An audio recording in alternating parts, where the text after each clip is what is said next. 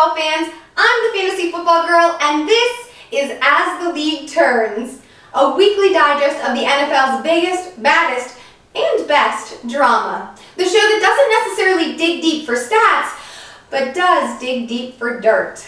Week 3 was a week chock full of intense injuries. The Bills lost backup running back C.J. Spiller, who was off to a white-hot start, but good news, fantasy owners, he's only expected to miss one game, which means Tashard Choice, the third running back on the roster, will start in his place come week 4.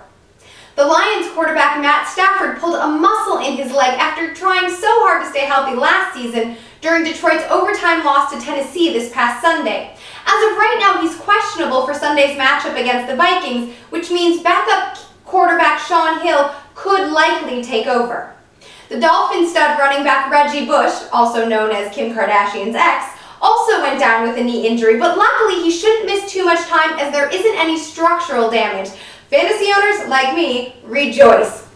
While each of these injuries were ugly in their own right, the most cringeworthy, in my opinion, happened in the second half of the Texans at Broncos game when Matt Schaub got clobbered by Broncos defender Joe Mays, whose illegal hit was so intense that it caused Schaub's helmet to fly off and take a piece of his earlobe with it. Yes! He's now missing a chunk of his earlobe. According to the LA Times, when asked about the hit in a press conference after the game, the Texans quarterback said, "I felt fine. I just lost a piece of my ear. I was bleeding and my helmet came off, so I had to go out for a play, but I was fine." Really?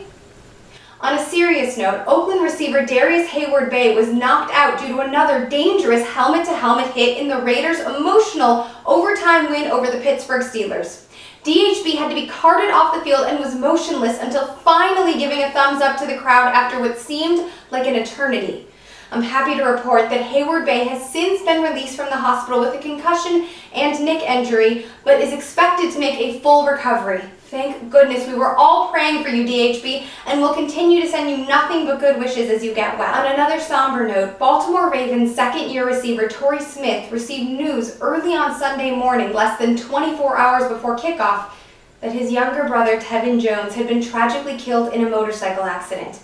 The Ravens understandably told Smith that he would be free to miss Sunday night's game against the Patriots and stay with his family in Virginia. Smith, however, drove himself to the stadium and played an incredible game, dedicating his 127-yard, 2-touchdown performance to the memory of his brother. Smith's effort helped the Ravens to defeat the Patriots in a 31-30 victory. Talk about emotional fortitude. Man, what a game! So let's lighten things up and discuss one of my favorite parts of the game, the end zone celebration. What? I admit it, okay, they're fun. So whether it's Victor Cruz's salsa or Arian Foster's bow, I enjoy watching these players put their own spin on scoring. Rather than keeping the focus solely on himself, however, Falcons running back Michael Turner decided to give former teammate LaDainian Tomlinson, who has since retired, a shout-out. After running in a 7-yard touchdown, Turner put his right hand behind his helmet and then rolled the ball off his left hand. Kind of like this, but with the ball. Okay, not anything like that, but either way, it was vintage LT and a nice homage on behalf of Turner. Thanks so much for watching. This has been As the League Turns, and I'm the Fantasy Football Girl, reminding you to always win big.